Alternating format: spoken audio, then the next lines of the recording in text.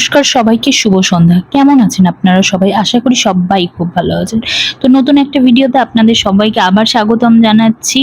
আজকে সন্ধ্যাবেলায় ঈদের 2 দিন পরের ভিডিও এটা।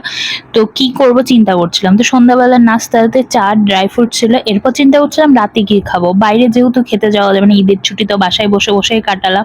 তো ভাবলাম রান্না নিয়ে কোনো একটা এক্সপেরিমেন্ট করি। তো আজকে নান রুটি বানাচ্ছি। তো রেসিপিটা ইউটিউব দেখে রান্না করছি, আর যেহেতু আমি ফার্স্ট টাইম করছি আপনাদের সাথে ফুল রেসিপিটা সেইভাবেই শেয়ার করছি। মেজারমেন্ট কাপ মেপে 4 কাপ ময়দা নিয়েছি, সেই সাথে 1.5 টেবিল চামচ ইস্ট, 3 চামচ চিনি, 1 চামচ লবণ, 3 চামচ সয়াবিন তেল।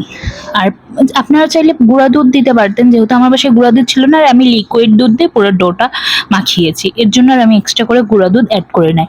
আর লিকুইড দুধটা উষ্ণ গরম হতে হবে যাতে আমরা হাত দিয়ে রাখতে পারি। ফার্স্টে আমি শুকনো উপকরণগুলো একসাথে মাখিয়ে নিব, তারপর গুঁড়া দুধটা অ্যাড করব। আর তেলটাও আমি ফার্স্টে সব শুকনো উপকরণ অ্যাড করে তারপর তেল দিয়েছি। তেল দিয়ে একবার মাখিয়ে নিয়ে তারপর দুধ অ্যাড করছি। তো আস্তে আস্তে মাখিয়ে নিয়ে ডোটা তৈরি করে নিচ্ছিলাম। আর ডোটা যত সফট হবে নান রুটিটা ঠিক ততটাই ভালো হবে। আমি হচ্ছে আরবি কিচেনের ওই আপুর ভিডিও দেখে ইন্সপায়ার হয়ে বাসাতে বানিয়েছি, আর সবাই বলছিল খুব পারফেক্ট হয়েছে। আসলেও তাই ভালো হয়েছে। তো আর এই আটাটা হচ্ছে একটু নরম করে মাখাতে হবে। আমরা নর্মালি রুটির ময়দাটা যেইভাবে মাখি সেইভাবে না, তার চেয়ে একটু নরম থাকলে নান রুটিগুলো বেশ অনেকক্ষণ নরম থাকে। আস্তে আস্তে আর মাখিয়ে নেওয়ার পরে অল্প একটু তেল দিয়ে ডোটার উপর পুরোটা তেল দিয়ে ঢাকা দিয়ে রাখতে পারে। ঢাকাটা যেন এয়ার টাইট হয়। আপনারা চাইলে কোনো বক্সে ঢাকা দিতে পারেন, কিংবা যে ফুড র্যাপারগুলো আছে ওগুলো দিয়ে। আমার কাছে ফুড র্যাপার যেহেতু ছিল না, এর জন্য আমি নর্মাল ঢাকা দিয়ে ঢেকে দিয়েছিলাম। পরে দেখলাম মনে হচ্ছিল যে বাতাস বের হয়ে যাচ্ছে, এর জন্য একটা থালা দিয়ে ঢেকে দিয়েছি।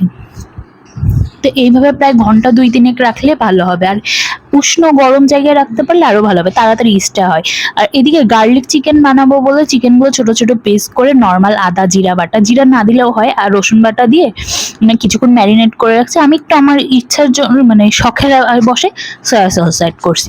তো কড়াইয়ে ফার্স্টে আর এটা খুবই কম তেলে, হয়তো 2 চামচের মতো মনে হয় তেল দিয়েছিলাম। দিয়ে তাওয়াটা যখন গরম হয়ে গেলো চিকেনগুলো দিয়ে দিলাম।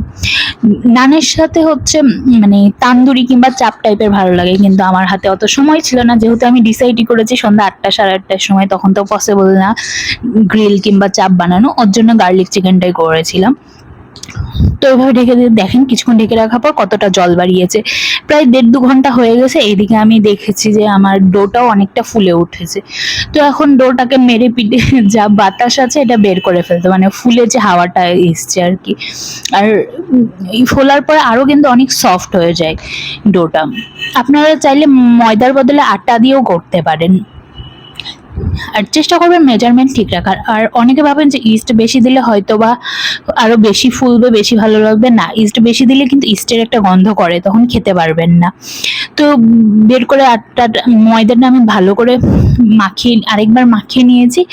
দেন লেচি কেটে নিয়েছি যে এরকম সাইজে করে। আর নান রুটিটা একটু মোটা করে বেলার চেষ্টা করবেন, তাহলে ভালো হয়। আমি যেহেতু ফার্স্ট টাইম বললামই, ওর জন্য আমি বুঝতে পারি না, প্রথমটা একটু পাতলা হয়ে গেছিলো। আর এই যে এদিকে আমি গ্যাস থেকে ইন্ডাকশনে মাংসটা শিফট করে দিয়ে গ্যাসের লো হিটে আমি নানগুলো ভাজবো। আর নানগুলো কিন্তু বেশ ফুলেছে, আপনারা দেখলেই বুঝতে পারবেন।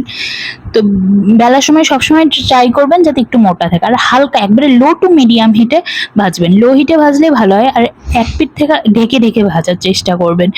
ফার্স্টে এক পিঠ দিয়ে লাল যেন না হয়, আমরা রুটি যেভাবে ভাজি আর কি ওইভাবে ভাজবেন, কিন্তু এটা বেশি লাল করা যাবে না। আর বাটার থাকলে এই সেম ওয়েতেই আমরা বাটার নান, গার্লিক নান, আদার্স যে নানগুলো আছে সেম ওয়েতেই করা যায়।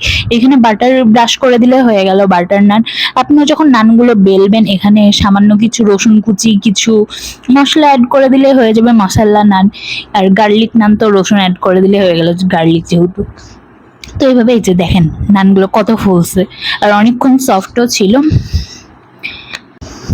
এই অবস্থাতেই বাটার ব্রাশ করে দিলে বেশি ভালো আপনার। আর আমি যেহেতু প্লেন নান করছিলাম এর জন্য আর আমি বাটার কিংবা আদার্স কিছু ব্রাশ করি নাই, নর্মাল রেখেছি। এই যে তো আমার নানগুলো এখানে আস্তে আস্তে আমি সব ভেজে নিয়েছি, রেডি হয়ে গেছে। আর ওইদিকে চিকেনটার জন্য আমি একটা সস রেডি করে নিয়েছি, মানে রসুন কুচি ফার্স্টে আবার তেল গরম করে দিয়ে দিয়েছি কিছু রসুন কুচি। আপনারা আরেকটু বেশি রসুন দেওয়ার চেষ্টা করবেন, যেহেতু আমার বাসায় সবাই ওই রকম রসুন পছন্দ করে না, ওর জন্য আমি কম দিচ্ছি। ইনফ্যাক্ট আমি নিজে পছন্দ করি না। আর 2 চামচ টমেটো সস আর 1 চামচ সয়া সস একটু জলে গুলিয়ে দিয়ে দিয়েছি। সয়া সসটা আর একটু বেশি দিলেও প্রবলেম নাই।